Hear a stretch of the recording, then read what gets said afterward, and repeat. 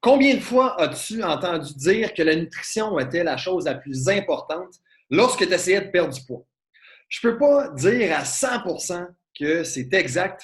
Cependant, la nutrition et toutes, dans le fond, les adversités qui viennent avec est certainement un des facteurs qui empêche le plus de pères de créer des résultats incroyables, mais surtout durables qui perdurent dans le temps. Aujourd'hui, très rapidement, ce que je vais faire avec toi, c'est que je vais t'expliquer exactement comment est-ce que toi également, tu es capable de perdre du poids tout en mangeant ce que toi et ta famille aiment. Tu comprends que tu es un père de famille, ce qui veut dire que si tu avais à manger du poulet, du riz, du brocoli à tous les foutus jours et forcer tes enfants et ta femme à faire la même chose, c'est sûr qu'à un certain point, pour moi, tu en entendrais parler assez longtemps qu'ils ne seraient pas contents. Fait qu'aujourd'hui, ce que je veux faire avec toi, c'est que je veux t'expliquer comment est-ce que toi, tu es capable de perdre du poids sans faire de diète. Sans faire de diète, Caleb, pour perdre du poids, il faut que tu fasses une diète. C'est inévitable. Laisse-moi te poser la question. As-tu déjà été capable de perdre du poids et, bien sûr, de le garder perdu à long terme avec une diète? Sûrement pas parce que tu es ici présentement. Si tu avais la réponse, tu ne serais sûrement pas ici présentement. Sûrement que ce serait de l'autre côté que ça se passerait. Sûrement que tu serais en train d'apprendre quelque chose parce qu'il n'y a pas de diète, ou en fait, il y en a très peu, OK, qui sont capables de donner des résultats facilement, de manière durable pour des pères de famille. Pourquoi? Pourquoi est-ce que ça ne fonctionne pas? Les diètes cétogènes, où est-ce que tu ne manges pas de glucides? Le jeûne, où est-ce que tu t'empêches de déjeuner ou tu t'empêches même de manger des petites collations le soir? Manger végétarien ou vegan, ou est-ce que tu t'empêches de manger de la viande ou des aliments qui proviennent des animaux? Herbalife, la supplémentation. Qu'est-ce que toutes ces méthodes que je viens tout juste d'expliquer plus haut ont en commun? Ils ont une chose en commun et c'est simple, c'est la restriction. Chacune de ces méthodes sont des méthodes qui vont t'empêcher de manger quelque chose, qui vont te forcer à manger autre chose, d'accord? Au détriment de certains aspects de ta vie. Parfois, c'est de te restreindre de l'argent, right? C'est coûteux avoir des supplémentations, c'est coûteux tout le temps payer pour des shakes. Vegan, végétarien, peut-être le goût. Jeûne, ben, des moments précieux avec ta famille. Cétogène, peut-être parfois de l'énergie, le fait que tu es tout le temps incapable de manger ce que tu veux dans un restaurant. À chaque fois que tu vas voir une diète, la raison pourquoi ce qui s'appelle une diète, c'est parce qu'il y a de la restriction. Puis je tiens à te dire que si c'est restrictif ce que tu fais ou ce que tu essaies de faire, ultimement, qu'est-ce qui va se passer? C'est que ça va échouer. Tu vas échouer dans le temps. Pourquoi? C'est simple. Tu dois comprendre, en fait, que toi, en tant que père de famille, tu vis une différente réalité que toutes les autres personnes qui vont faire ces diètes-là. Je ne suis pas en train de dire qu'il n'y a aucun père qui font la diète cétogène qui ont des résultats. Certains peuvent en avoir, cependant, c'est extrêmement beaucoup de sacrifices, OK, à court, moyen et surtout à long terme pour ce qu'ils veulent. Il y a des méthodes beaucoup plus simples, beaucoup plus efficaces d'avoir les mêmes résultats. D'accord? Parce que lorsque tu es un père, tu as une différente réalité. Lorsque tu commences une diète, tu vas avoir des restrictions. Et les restrictions vont apporter un lot d'adversités. Tu as des adversités personnelles, professionnelles, relationnelles avec ta famille parce que tu es incapable de profiter de certains moments, certaines nourritures avec eux. À un certain point, il y a deux choses qui vont se passer. Soit que tu vas continuer, d'accord, à te restreindre, puis si ce n'est pas cette adversité-là qui fait en sorte que tu arrêtes, bien, ça va être la prochaine. Parce qu'à un certain moment donné, qu'est-ce qui va se passer? C'est que tu vas simplement finir par ralentir jusqu'au point où est-ce que tu vas être incapable de continuer et tu vas arrêter. Qu'est-ce qui se passe quand tu échoues à n'importe quoi? Jamais est-ce que tu vas être content d'avoir échoué, alors tu vas être déçu. Avec cette déception-là, qu'est-ce qui va se passer? C'est que tu vas développer une frustration. Pourquoi ça ne fonctionne pas pour moi? Il y a tellement de beaux photos avant-après que j'ai pu voir de ces sites Internet qui disent que ça fonctionne.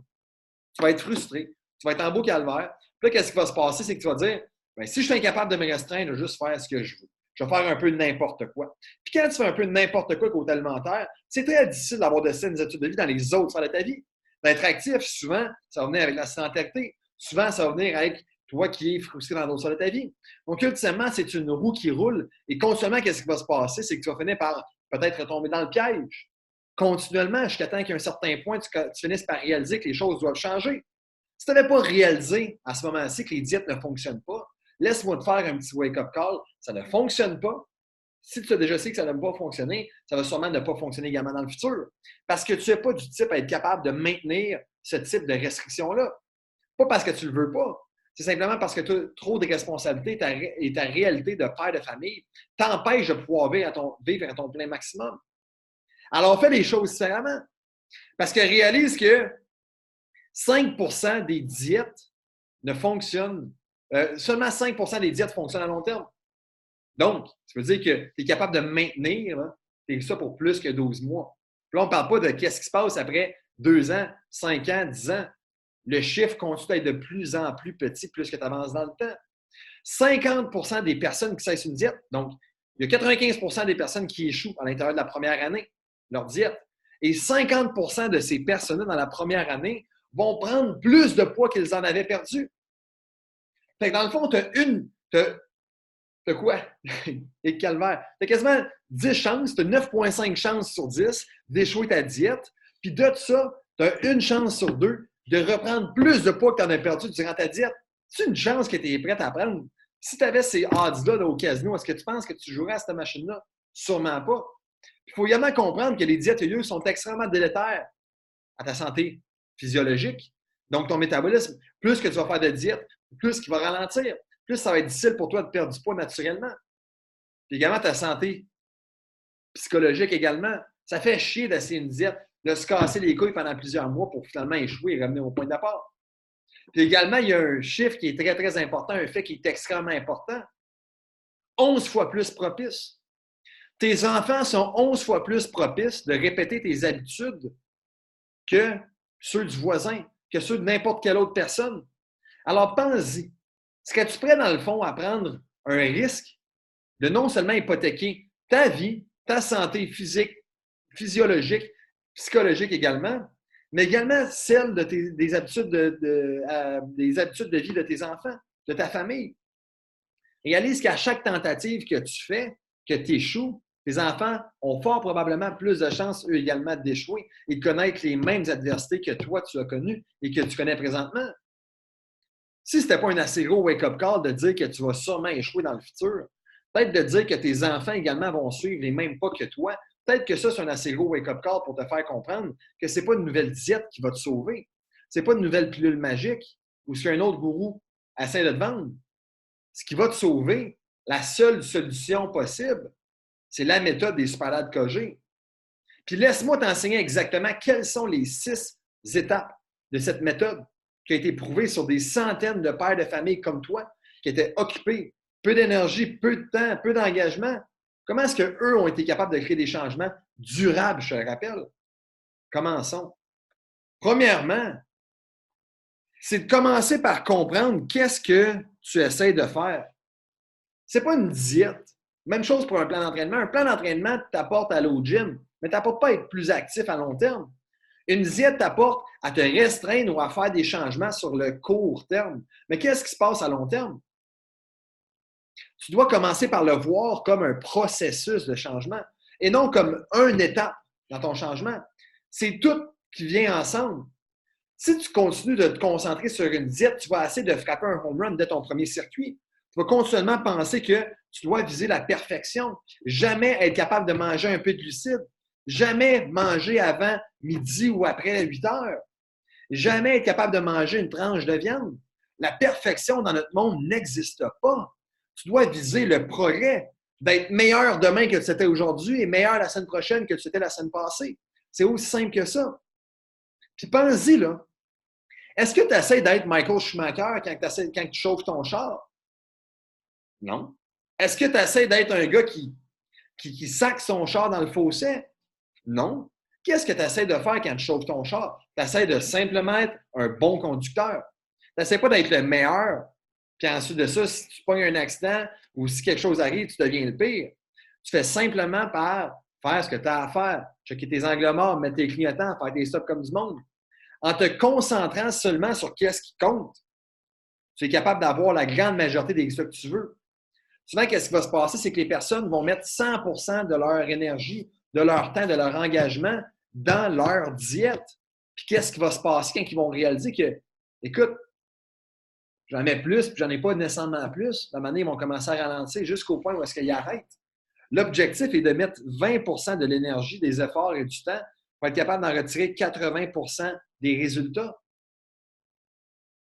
Tu peux en faire plus. Réalise que les efforts que tu vas rajouter ne vont pas te donner ce que tu veux. Tu dois simplement te contenter d'en faire un peu plus à tous les jours. Un pas de plus. Pas un esti de gros saut là, qui va t'apporter jusqu'à la planète Mars. Absolument pas. Tu mets un pied devant l'autre, mais tu t'assures de ne jamais arrêter. Fait qu'une fois que tu as cette mentalité-là, une fois que tu réalises que c'est un processus et non une diète, tu vas maintenant par la suite comprendre que la perte de poids, c'est pas de la magie, là. C'est littéralement des mathématiques. Es-tu bon en mathématiques? Pas des gros calculus, des choses avancées. Là. Es-tu bon à faire de l'addition, de la soustraction? 1 plus 1 égale 2. Parfait, tu vas t'en sortir. Écoute comment est-ce que ça se passe. La perte de poids est extrêmement simple. C'est difficile parce que tu dois mettre de l'énergie, de l'effort. Par contre, c'est extrêmement simple. Ça fonctionne avec un balancier. D'accord? Un balancier où est-ce que si tu avais à manger plus que tu brûlerais, s'il y avait plus de choses qui entrent dans ton corps que d'énergie qui en sort, qu'est-ce qui se passerait? C'est que tu finirais par prendre du poids. De l'autre côté, si tu avais à vouloir perdre du poids, qu'est-ce que tu aurais à faire? Bien, t'assurer que tu brûles plus d'énergie et que tu en ingères moins pour être capable de perdre du poids. Donc, c'est comme un char. Tu vas comprendre qu'à chaque fois, là, à chaque jour, à chaque semaine, tu t'en vas au couche-tard au coin de ta rue, tu t'en vas tanker ton char, qu'est-ce qui se passe? C'est que tu te remplis ta tank. D'accord? Tu remplis ta tank. Dans notre cas, c'est qu'à chaque jour, tu vas remplir ta tank. Et nécessairement, si tu as rempli trop, qu'est-ce que tu penses qui va se passer? Bien, dans un cas réaliste, qu'est-ce qui se passerait? C'est le surplus de gaz que tu mets dans ton char, bien, il finirait par tomber à terre. Mais dans notre cas, dans notre corps, qu'est-ce qui se passe? C'est quand tu en ingères trop, qu'est-ce qui va se passer? C'est que tu vas commencer à remplir ta tank de réserve. Tu vas commencer à accumuler de plus en plus d'énergie, d'accord? De plus en plus de poids et de gras, ultimement. Puis qu'est-ce qui se passe? C'est que peut-être que ta réserve est petite parce que tu n'as pas l'habitude à manger énormément beaucoup.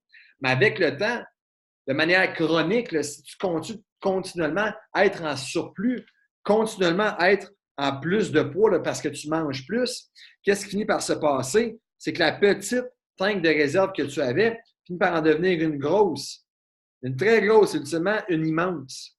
Au point où c'est tellement difficile d'utiliser cette énergie-là parce que tu dois commencer par finir celle-ci, que c'est quasi impossible de revenir au point de départ.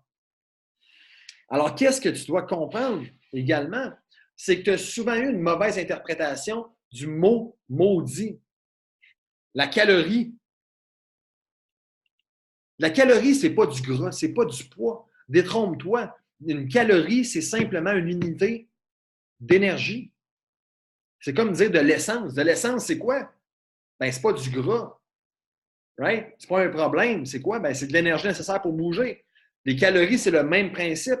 Donc, pour être capable de perdre du poids, il ne faut pas que tu sois un magicien, il faut simplement que tu bouges plus, que tu emmagasines. Il faut simplement qu'il y ait plus de calories qui sortent que de calories qui entrent. C'est aussi simple que ça. Alors, comment est-ce que tu dois t'y prendre? Tu dois commencer par comprendre qu'avec ta réalité, bien, pas tout le monde dans ta famille a les mêmes besoins que toi. Je pense que ça, c'est une des grandes problématiques, que tu vas commencer à manger la même affaire que ta femme, que ta femme va commencer à manger la même affaire que toi, qu'elle va peut-être manger moins ou plus. Tu dois commencer par comprendre quels sont les besoins familiaux. Ça ne s'applique pas seulement à toi, d'accord? Est-ce que ta femme est en prise de masse? Est-ce qu'elle est en perte de poids? Est-ce que tes enfants sont en pleine adolescence, en pleine croissance, fait qu'eux autres, ils mangent plus? Puis toi, tu les suis, tu manges autant qu'eux autres. Tu vas commencer par comprendre que chacun a sa propre tank d'essence. La tienne peut être plus grande que celle de ta femme, plus grande que celle de tes enfants. Vous pouvez manger toute la même affaire, d'accord? La seule chose qui va varier, c'est le nombre d'énergie, de calories que vous avez de besoin, d'accord? Pour ce qui est de tes enfants, tu vas comprendre que c'est un élément qui n'est pas très, très compliqué, en autant qu'ils mangent à leur faim et qu'il y ait une alimentation qui soit relativement bien diversifiée. Ça tombe dans ce qu'ils doivent faire. Pour ce qui est de toi et ta femme, à un certain point, bien, c'est un peu plus complexe. Tu dois commencer par comprendre quelle est ta tank d'essence. Tu as besoin de combien d'énergie? Je t'explique comment est-ce que ça se passe de ce côté-là. D'accord? Mais réalise que ce n'est pas sorcier. Tu dois manger, ta femme doit manger, tes enfants doivent manger. Alors, tout le monde doit être capable d'apprendre à bien tanker leur char. Si tout le monde doit bien tanker leur char, bien nécessairement, Pourquoi ne pas en faire une activité familiale? Pourquoi ne pas faire en sorte que ce processus de changement-là devienne quelque chose qui est aussi bien pour toi que pour ta femme et pour ta famille? Trop de personnes vont penser que lorsqu'ils vont commencer à travailler avec les super dads, qu'ils vont commencer à tout changer, commencer à faire des plats préparés que leurs enfants ne peuvent pas manger. Quand eux autres vont aller au restaurant, mais leurs enfants vont manger ce qu'ils veulent, puis eux autres vont avoir des Tupperware. Absolument pas. Tu dois comprendre que c'est un changement familial. Et si c'est un changement familial qui peut se passer d'avoir de saines habitudes de vie, qu'on peut t'enseigner comment les avoir, bien, pourquoi ne pas en faire une activité familiale? Pourquoi ne pas établir, dans le fond, un plan d'action? Quand est-ce que tu vas faire ta préparation pour ta semaine? Quand est-ce que tu vas cuisiner? Qu'est-ce que les enfants aiment? Que toi, tu peux également manger, que ta femme peut préparer, ou toi, peu importe c'est quoi. Tu vas commencer à comprendre que plus que ce processus-là est un processus qui te réunit avec ta famille, plus que tu vas être capable de le maintenir à long terme. Alors, faisant une activité autant pour toi que pour ta famille. Et par la suite, tu vas me dire, ben Caleb, ça ne me dit pas grand-chose sur comment être capable de perdre du poids. Tu vas comprendre, comme c'est des mathématiques qui sont super simples, si tu avais cette semaine à manger 2000 calories, là, je prends des chiffres vraiment un peu n'importe quoi, là, d'accord? Juste pour t'expliquer à quoi ça ressemble. Si tu avais à manger 2000 calories à chaque jour, là, OK? Par garder combien de calories tu manges. Puis à la fin de ta semaine, tu avais à réaliser que tu as pris une livre dans ta semaine. Qu'est-ce que ça te dit de ça?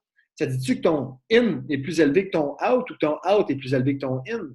Bien, nécessairement, si tu as pris du poids, c'est parce que ton in était plus élevé. Alors, qu'est-ce que tu dois faire? Bien, tu dois trouver une manière de faire deux choses. Une ou deux choses, right? Tu dois soit trouver une manière de diminuer ton in ou trouver une manière d'augmenter ton out. Ou tu peux également trouver une manière de faire les deux, d'accord? Si de l'autre côté, tu perds une livre de poids, d'accord? Tu as mangé 2000 calories, tu as perdu du poids cette semaine-là, puis c'est ce que tu voulais. Tant mieux, qu'est-ce que tu fais? C'est que tu te maintiens. Tu vas venir prendre action, analyser et faire les adaptations nécessaires. S'il n'y a aucune adaptation qui est nécessaire, bien, tu dois continuer à prendre action comme que tu le fais. Si par contre, après un certain nombre de temps, tu as un livre que tu perdais à chaque semaine, commence par devenir 0,5, puis ultimement, il devient 0. Puis ultimement, c'est rendu que tu prends du poids en mangeant le même nombre de calories. Tellement de personnes vont me dire, ouais, mais Caleb, je perdais du poids en mangeant tel nombre de calories, mais présentement, j'en mange plus. Alors, qu'est-ce qui se passe avec ton équation in versus out? C'est simple. Vu que tu es moins pesant, vu que ton corps ou ton véhicule, il y a un moins gros moteur, qu'est-ce qui se passe? C'est que ton out diminue. Si ton out diminue, ton in doit également diminuer pour que tu puisses continuer à perdre du poids. Aussi simple que ça. Donc, les mathématiques sont simples. Tu vas venir manger durant ta semaine, tu regardes combien tu pèses en fin de ta semaine, puis si tu as perdu du poids, tant mieux, tu continues à faire ce que tu fais. Si tu as pris du poids, bien, tu fais des adaptations nécessaires. Et par la suite, tu vas comprendre que l'objectif de tout ça, c'est de faire en sorte que ça devienne un automatisme et une habitude. Tu ne es pas dans le short-term game, où est-ce que ton objectif, c'est de perdre 10 livres pour l'été, pour être capable d'être bien sexy sur la beach. Absolument pas. Tu veux perdre du poids parce que présentement, tu sais que tu n'es pas en contrôle de tes habitudes de vie, que tu t'es laissé aller. Tu as bien beau savoir quoi faire. Savoir quoi faire ne va pas te forcer à le faire. Savoir comment le faire va t'aider à te diriger dans cette direction-là. Si tout ce que tu vois présentement reflète avec toi, tu penses que tu es capable de le faire, mais dans le passé, ça n'a pas porté fruit à long terme, je te conseille très fortement de saisir un appel avec nous autres pour qu'on puisse être capable de prendre quelques instants avec toi pour t'expliquer non seulement qu'est-ce que ça prend côté alimentation, mais qu'est-ce que ça prend côté entraînement, qu'est-ce que ça prend côté mindset, qu'est-ce que ça prend pour être capable de devenir un super et surtout le rester à long terme. Alors sur ça, mon ami, je t'invite à cliquer sur le bouton plus bas, te séduire un appel de coaching pour que je puisse déterminer quels sont tes adversités que tu rencontres présentement, les adversités que tu vas fort probablement rencontrer dans le futur, et pour qu'on puisse mettre un plan d'action en place, pour qu'on puisse ensuite ça travailler ensemble et pour qu'on puisse faire de toi un super dad. Donc là-dessus, clique sur le bouton plus bas, séduire ton appel de coaching et on se reparle très bientôt. Salut mon ami.